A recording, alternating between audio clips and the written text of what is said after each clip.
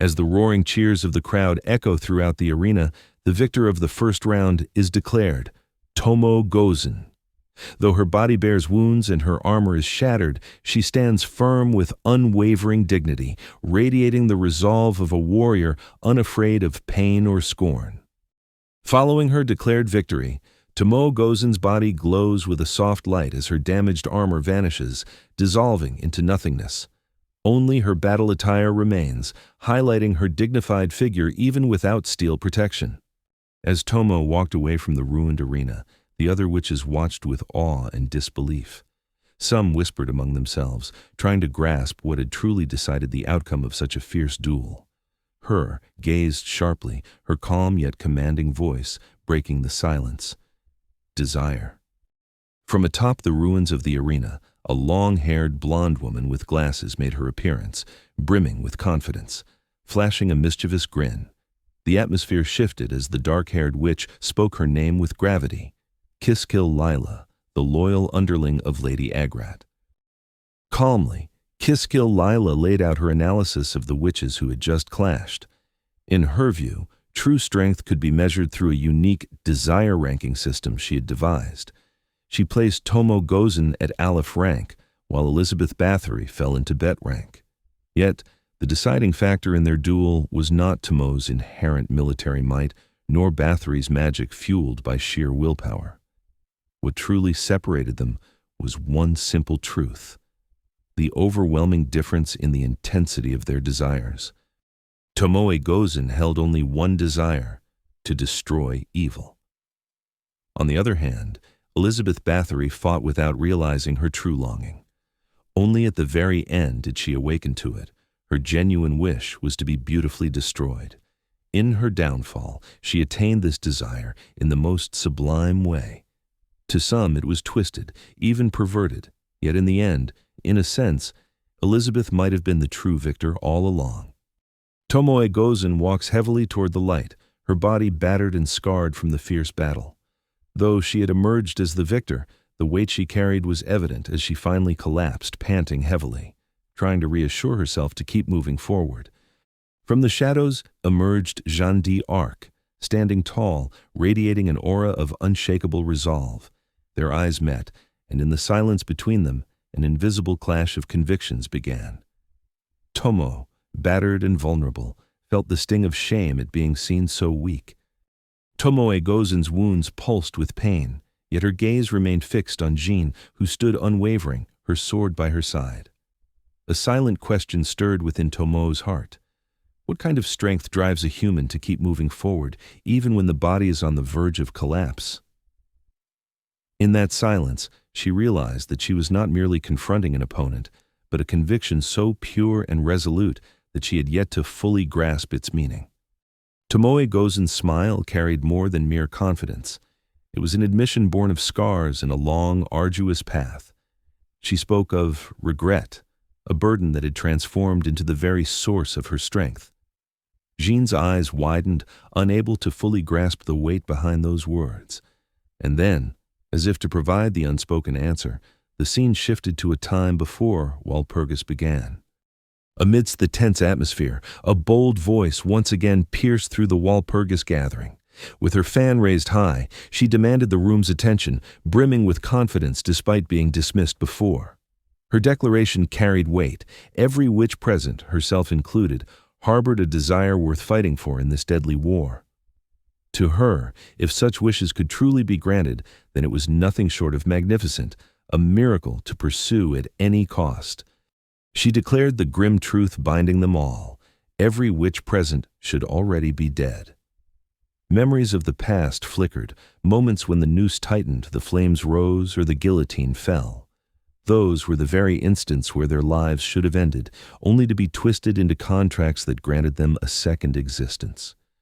Her words carried weight, for she knew she was not alone. Many others in that chamber had walked the same path, facing death only to awaken to this cursed fate. From the certainty of death, they had been reborn into something far darker.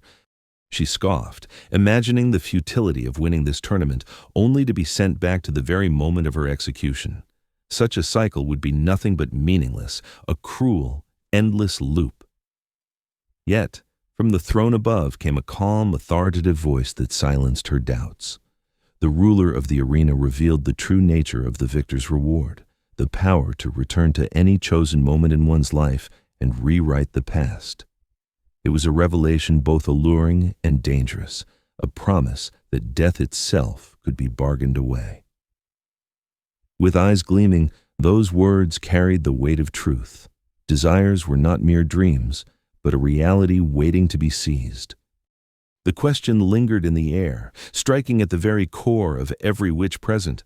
Was there a moment in the past they longed to redo, a point in time they desperately wished to reclaim? Those words lit a spark in Marie Antoinette, her eyes widening in shock as if an old wound had been reopened. Yet, the ruler of the arena spoke calmly, reminding them that regret is the very sustenance of desire, born from what remains unfulfilled. The yearning to amend an unfinished past is what fuels their strength.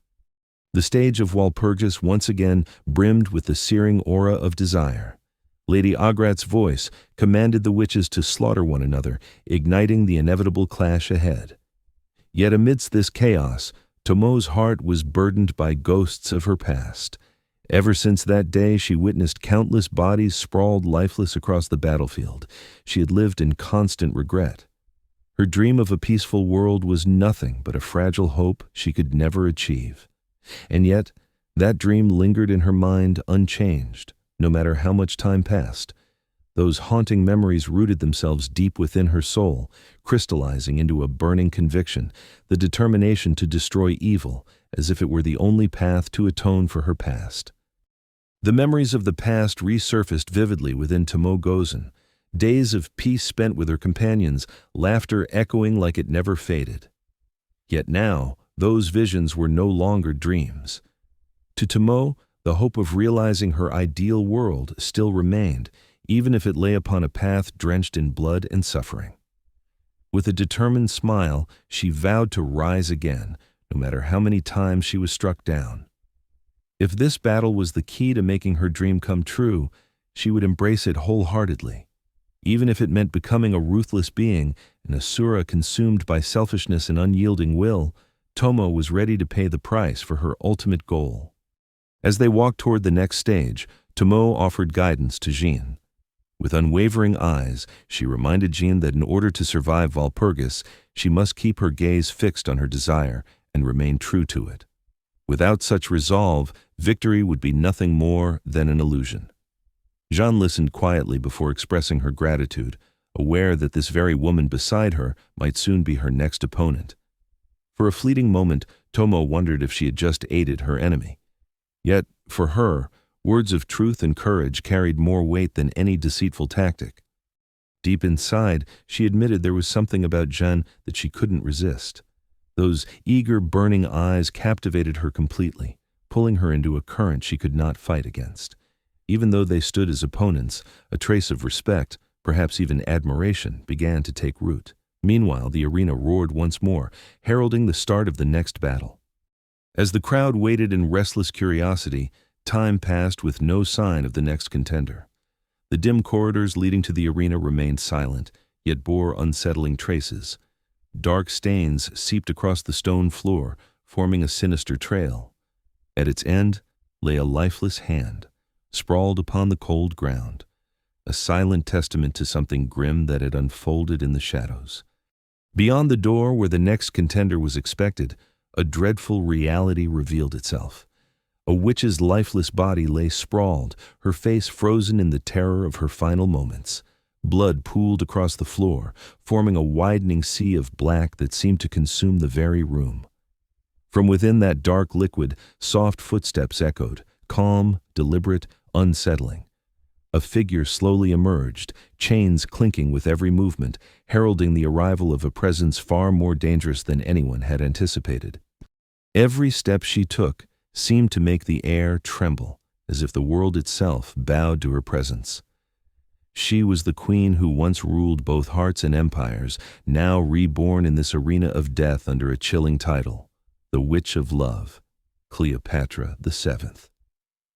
Yet behind her timeless beauty lingered a dark mystery. Was she here to conquer with allure, or to annihilate with an inescapable curse. Cleopatra stood gracefully at the center of the arena, her gaze drifting as if it pierced through the roaring crowd. A faint smile curved upon her lips, not one of comfort, but a smile steeped in secrets untold. Her words about love and lacking desire were but shadows, a thin veil concealing the truth of her nature.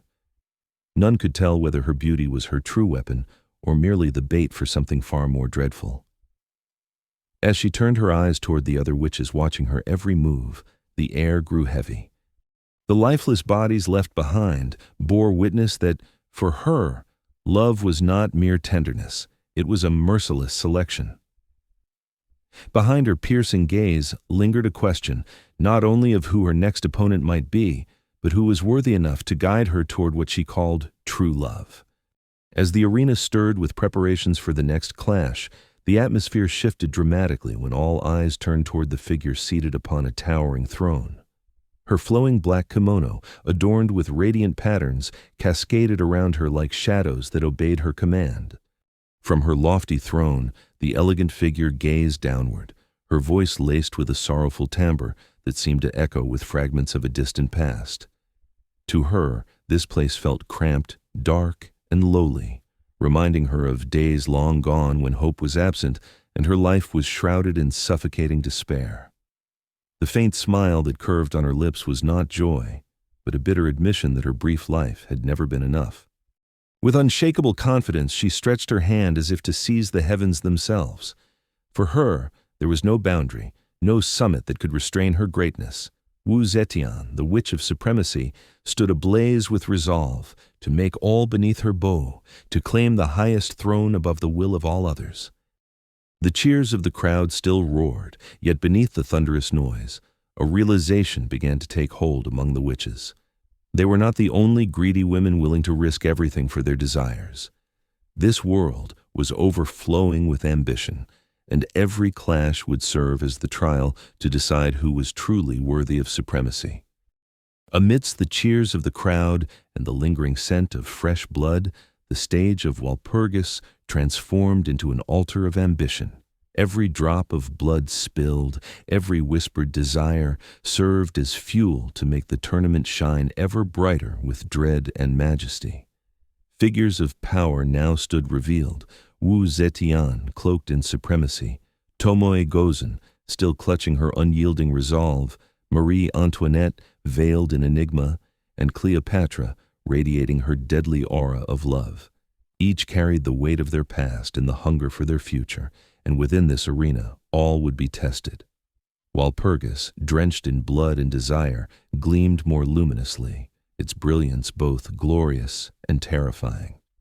The commentator demanded more blood, more ambition, more madness. The spectacle thrived only when tragedy unfolded, and the thirst for greater carnage would never be sated. Elizabeth Bathory's name was struck from the roster, the first to fall in this merciless tournament. 31 witches remain, each burdened with their fate and their desires. Walpurgis pulsed with hunger, crying out for more, and ever more.